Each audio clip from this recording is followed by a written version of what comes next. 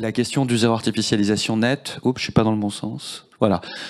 Évidemment, se limite pas à la problématique de la construction de ses effets sur le marché de l'immobilier et donc sur le marché du logement, même si c'est beaucoup par ce prisme-là qu'on le prend actuellement, parce qu'il y a une crise du logement en France, mais elle pose tout un tas de questions autour de la problématique du développement territorial au sens large.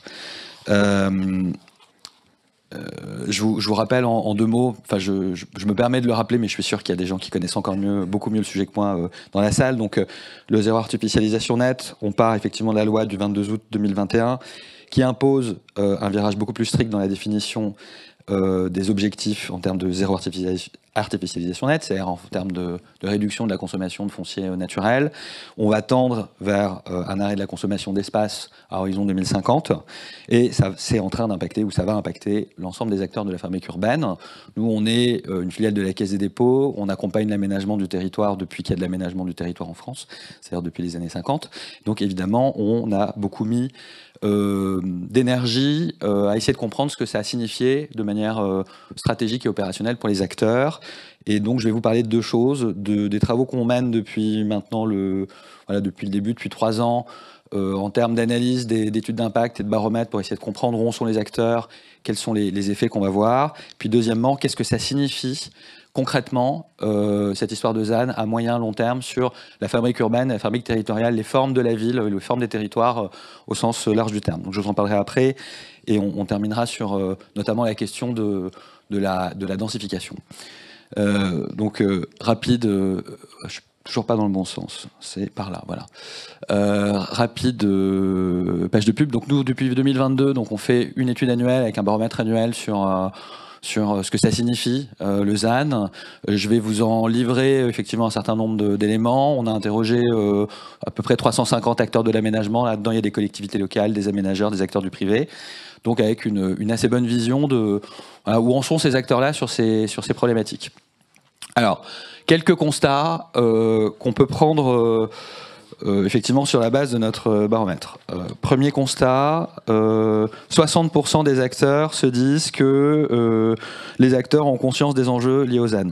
C'est pas mal, mais c'est pas immense au vu du battage qu'il y a eu sur le zéro artificialisation net. Ce point, il est important, parce qu'effectivement, on peut vraiment se poser la question de savoir à quel point les décideurs locaux, les acteurs locaux, ont pris la mesure des évolutions qui étaient en train d'avoir lieu sur la fabrique urbaine. Première chose. Donc c'est pas mal, et en même temps on n'est pas à 90%. Deuxième chose, on identifie 4 grands freins à la mise en œuvre opérationnelle et concrète du ZAN. Le premier, c'est le sujet de la soutenabilité financière des opérations d'aménagement, on va en reparler. Le deuxième, c'est les tensions politiques et les conflits d'usage que ça génère, qui sont en train de devenir très réels. Le troisième, c'est le sujet d'un besoin général d'accompagnement et d'acculturation. Voilà. Et enfin, problématique globale d'acceptabilité, on l'a entendu, y compris au niveau politique le plus haut. Les acteurs citent, en termes de besoins, je vais les commenter un peu, 5 grandes typologies d'outils qui leur seraient nécessaires pour avancer sur les sujets du zéro artificialisation net. Donc ils sont 60% à dire on a besoin d'outils financiers. Ce qu'on veut dire par là, évidemment, c'est les effets du zéro artificialisation net, c'est-à-dire le fait qu'on passe d'une logique d'extension urbaine à une logique de densification urbaine. En termes d'équation économique, le compte n'y est pas totalement, donc il faut inventer des nouvelles manières de financer tout ça. Ça implique aussi, sans doute, beaucoup plus de soutien public, donc beaucoup plus de financement ou de mobilisation de financement par les collectivités locales notamment, et ça, dans une période où on sent monter la tension sur les finances publiques locales, c'est un peu compliqué. Deuxième élément, qui est mis en avant par la moitié des répondants, le besoin d'outils fiscaux, et donc d'évolution de la fiscalité pour effectivement favoriser des opérations qui sont des opérations en densification, en renouvellement urbain, sur des opérations d'extension. Ce n'est pas encore complètement le cas. Troisième et quatrième sujet, tout ce qui tourne autour de l'accompagnement en ingénierie et tout ce qui va tourner autour des outils dédiés à la compensation environnementale. Les deux vont en général avec. Voilà, nous, on bosse beaucoup en ingénierie amont, en accompagnement de collectivités locales ou d'aménageurs dans la structuration effectivement d'opérations de densification. C'est beaucoup plus compliqué à construire en termes de programme qu'une opération d'extension urbaine. C'est beaucoup plus facile de prendre un champ de patates et de faire pousser une usine. Voilà, je simplifie un peu, hein, bien sûr. Et donc, du coup, on est sur des cycles de programmation, des cycles de conception qui sont plus difficiles et dans lesquels il y a une dimension de négociation, une dimension partenariale, une dimension de travail sur l'acceptabilité qui est plus forte. Donc, ça demande effectivement d'avoir à la manœuvre des gens qui savent faire ça et d'avoir pas loin des professionnels qui peuvent appuyer les acteurs, aménageurs, collectivités, voire acteurs privés pour réussir. Et sinon, on a un risque effectivement de planter ce type de choses. Et outils dédiés à la compensation environnementale, il y en a un certain nombre. Hein. Nous, à l'A7, on travaille énormément avec nos cousins, autres filiales de la Caisse des dépôts, qui est CDC Biodiversité. Il y a effectivement des outils de compensation. On n'a pas encore du tout déployé ça à son plein potentiel. Il va falloir le faire pour effectivement être capable, lorsqu'on ne peut pas éviter, de compenser, donc voilà, en termes de respect de la biodiversité. Et enfin, dernier point, 40% répondent, un point qui, c'est le cinquième, mais moi je pense qu'il est super important et qu'il est encore beaucoup négligé, c'est celui d'une gouvernance territoriale adaptée au zéro artificialisation nette. Déployer l'objectif de zéro artificialisation nette, notamment dans les collectivités locales, implique un grand nombre d'acteurs, un grand nombre de services. La coordination spécifique sur ce sujet-là, elle existe à certains endroits de façon imparfaite. Elle est rodée nulle part parce que c'est nouveau et elle peut encore gagner en puissance et elle sera une condition essentielle au déploiement effectivement de cette mesure. J'avance un peu, quelques éléments supplémentaires peut-être qu'on a trouvé intéressants dans notre étude. Alors, ça c'était les freins. Si maintenant je regarde l'opportunité, donc voilà, la contrainte réelle sur effectivement l'extension, enfin l'utilisation de foncier en extension, ça crée quand même un certain nombre d'opportunités. Alors, on est entre 40 et 20% des répondants, c'est normal, parce que la mesure est plutôt perçue comme un risque, comme un frein par les professionnels, plutôt que comme une opportunité. Néanmoins, je vous les cite parce que c'est intéressant. Regain d'intérêt local sur la bonne utilisation du foncier. On sort d'un cycle où le foncier, c'était pas un sujet stratégique. On va regarder ça effectivement davantage. Regain d'intérêt pour les secteurs et pour les friches jusqu'ici déqualifiées. Donc un foncier qui valait rien, tout d'un coup, dans une économie de la rareté, il commence à prendre de la valeur. Et donc la requalification de friches, qui coûte de l'argent, progressivement, va arriver à un moment où économiquement, ça vaut le coup, voilà, de mettre un peu d'argent, beaucoup d'argent, pour requalifier des friches qui prennent mécaniquement de la valeur dans une économie de la rareté. Renouveau du débat sur l'aménagement du territoire. Nous, à l'A7, ce point-là nous fait énormément plaisir, bien sûr. Voilà, donc on fait plein de baromètres. Mais au-delà de ça, l'idée de se dire que la structuration d'un territoire donné, en tant que tel, mérite une réflexion, voilà, est un point important. Et on verra plus tard, parce que les questions de densification, c'est des questions qui se posent à plusieurs échelles. À l'échelle locale, comme on l'imagine souvent, on se dit je prends un quartier, je densifie, je surélève, je mets plus d'immeubles, mais aussi à l'échelle plus globale, celui de la planification d'un territoire dans son ensemble, et à des implications en termes de mobilité, en termes d'infrastructure, etc.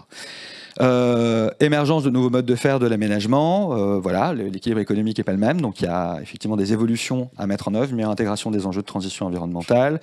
Je passe parce que j'ai 5 minutes avant la musique. Meilleure prise en compte des problématiques d'environnement, évidemment, et puis une vision plus transverse et intégrer des problématiques liées aux opérations d'aménagement. Ça, c'est vachement intéressant. C'est le fait qu'effectivement, même si c'est minoritaire, mais j'ose espérer que c'est les pionniers qui ont répondu ça, parce que nous, on milite beaucoup sur cette question-là. L'idée qu'effectivement, on va vers des opérations d'aménagement qui intègrent un plus grand nombre de paramètres dans leur réflexion et un plus grand nombre d'enjeux, des enjeux de développement territorial, des enjeux de mobilité, davantage encore que par le passé, et évidemment des enjeux plus analytiques ou plus de compréhension des impacts socio-économiques, des impacts environnementaux, etc. Donc voilà, une vision plus globale de ce qu'est l'opération d'aménagement qui est soumise à plus de contraintes d'acceptabilité, donc qui doit davantage se justifier d'une part, et puis qui d'autre part est sur un modèle plus déséquilibré que par le passé. Donc si on essaye de justifier l'opération d'aménagement juste par un bilan positif, on n'y arrive pas.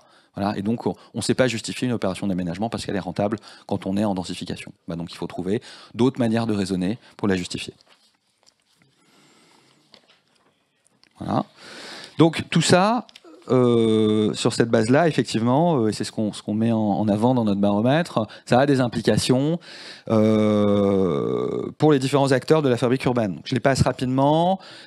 Clairement, et ça découle de ce que je viens de dire, pour les collectivités locales, la nécessité de construire une stratégie foncière globale et de travailler effectivement au-delà des périmètres territoriaux habituels, donc de regarder des ensembles plus larges. Voilà.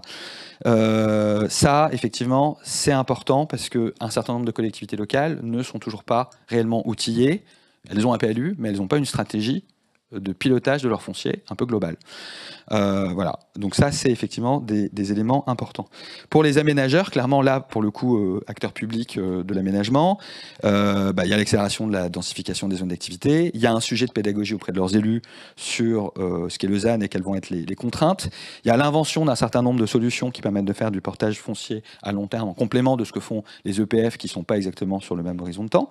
Voilà, et puis il y a un sujet d'anticipation, ce qu'on ne fait pas encore toujours suffisamment, voilà, où seront les besoins de développement, où seront les besoins d'extension, puisque ceci, la possibilité de les faire sera limitée. Pour les acteurs privés, pour les industriels, il y a un certain nombre de choses qui vont évoluer ou qui sont en train d'évoluer, notamment autour d'une approche où on va prioriser la densification d'emprise économique, qui existe déjà, plutôt que de l'extension. Or, on ne fait pas ça aujourd'hui. On n'a plutôt pas une politique, une approche de ce type-là. Or, il va falloir savoir faire ça, y compris dans des endroits qui sont en copropriété et où donc c'est compliqué d'intervenir.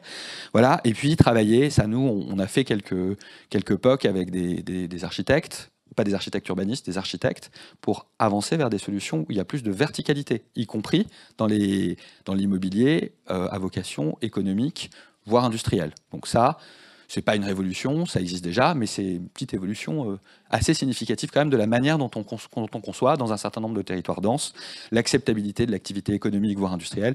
Elle viendra de davantage de verticalité, et aujourd'hui, c'est pas du tout dans l'ADN. Voilà, et puis évidemment, l'exploration de la mutualisation des espaces, qui est le dernier point, voilà, ça impliquera de repenser autrement la zone d'activité économique, y compris, j'insiste là-dessus, quand elle est en copropriété. Dans la petite minute qui me reste, rapidement, et sans rentrer dans le détail, on a fait une autre étude, alors pour le coup plus de fond, avec la chaire d'économie urbaine de l'ESSEC, on s'est posé une question qui est: à quelles conditions les Français vont-ils désirer ce qu'on leur offre à l'avenir, c'est-à-dire la ville dense? Alors ce point il est important parce que je le résume à grands traits, puis vous, si ça vous intéresse, vous lirez l'excellente publication qui sortira dans notre revue, la revue Urbanisme, dans pas longtemps, et qui résume effectivement ces travaux menés avec la chaire d'économie urbaine de l'ESSEC. Si vous habitez un centre-ville d'une métropole, c'est très facile de désirer la ville dense, parce que c'est une ville où il y a beaucoup d'anémité et il y a beaucoup de services qui sont très favorables. Curieusement, si vous êtes quelqu'un avec un niveau de revenu, une capacité à payer du mètre carré qui est moins importante, la ville dense, vous en voulez pas, parce que ça veut dire un quartier où il y a moins d'anémité. Et donc vous préférez effectivement dans ce cas-là une solution pavillonnaire.